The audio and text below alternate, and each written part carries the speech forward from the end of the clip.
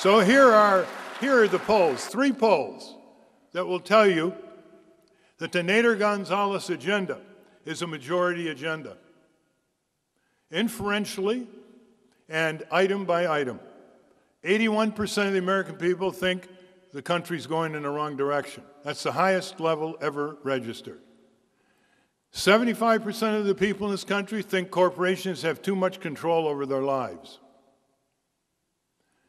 And 61% of the people in this country in a Gallup poll say that the 2 major parties are failing.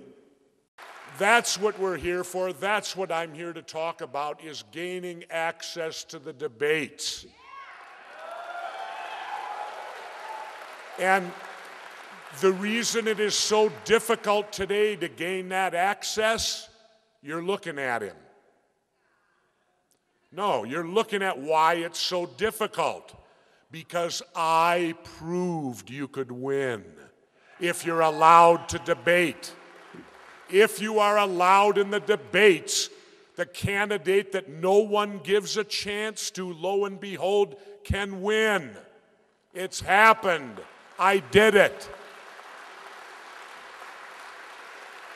I was polling at the primary a mere 10%.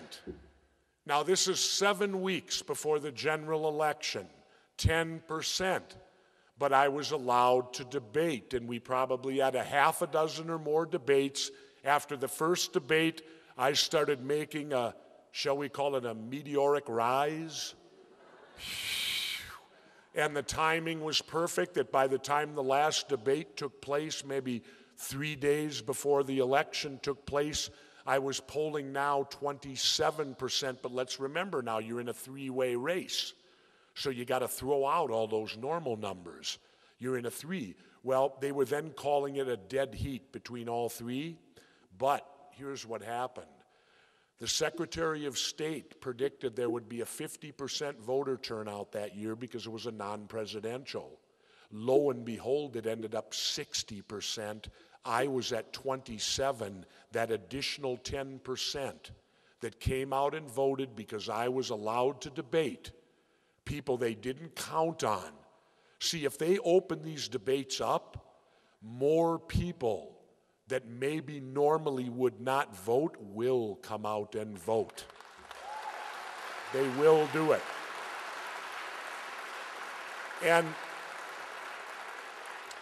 we were the proof. The proof is in the pudding, as they like to say. I garnered that extra 10% that the experts said wouldn't be there, and lo and behold, as we said that fateful November night in '98, we shocked the world. Let me ask you this. If you had lived in the early part of the 20th century and somebody had come to you and said, don't vote for Eugene Debs, the candidate that supports the right of women to vote, because you're throwing your vote away. He's only going to get 5 or 6% of the vote. You're throwing your vote away. What would you have done? Well, first off, all the women in the room, you wouldn't have been able to vote. So my question is for the men. What would you have done? And for the women, what would you have wanted them to do? What would you want them to do? You would want them to say, I'm sorry. This is an important enough issue now that needs to be dealt with now. It is not something where we're going to allow the major candidates in contention to talk about, well, maybe women, when they reach the age of 30, maybe if they, all of this rubbish that we cannot even repeat today because it sounds so damn foolish. Fast forward to today. Here we are. What are we doing? We're fighting to get into debates. What's wrong with that? This is a democracy.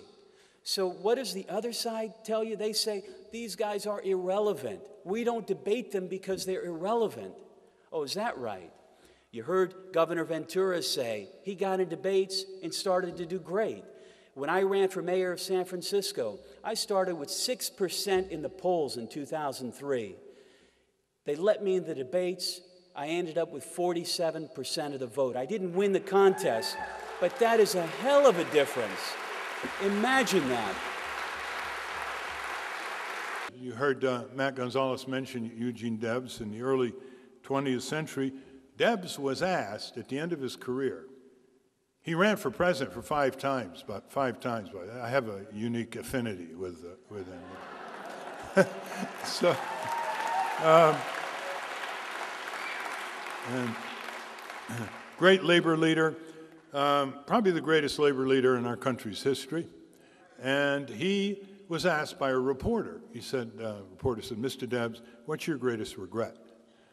And Mr. Debs looked at the reporter and said, my greatest regret? Here's my greatest regret. My greatest regret is that under our Constitution, the American people can have almost anything they want, but they don't seem to want much of anything at all.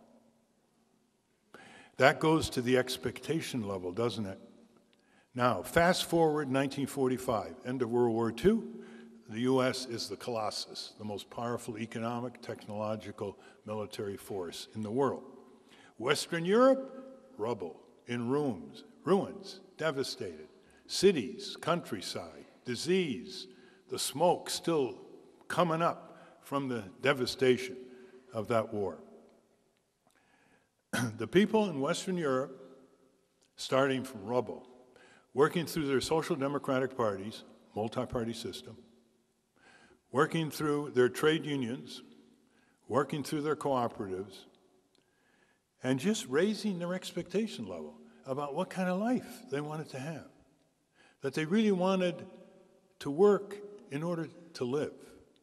Not what they say about us in this country, where we live in order to work. And here's what they did. Through their institutions and through their public demands and marches and rallies and strikes, this is what they demanded by law for all their people. They demanded universal health insurance, and they got it. They demanded decent pensions, and they got it. They demanded a living wage, and they got it. They demanded university-free tuition, and they got it. They demanded daycare, and they got it. They demanded public transit, and they got it. They demanded paid maternity leave and paid family sick leave, and they got it. They demanded laws that facilitated forming trade unions and cooperatives, and they got it.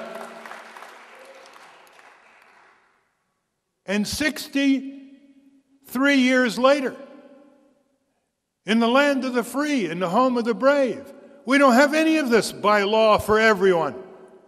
Some labor union contracts may have this and that. There are people working for the federal government who don't even get paid maternity leave. We don't have it 63 years later.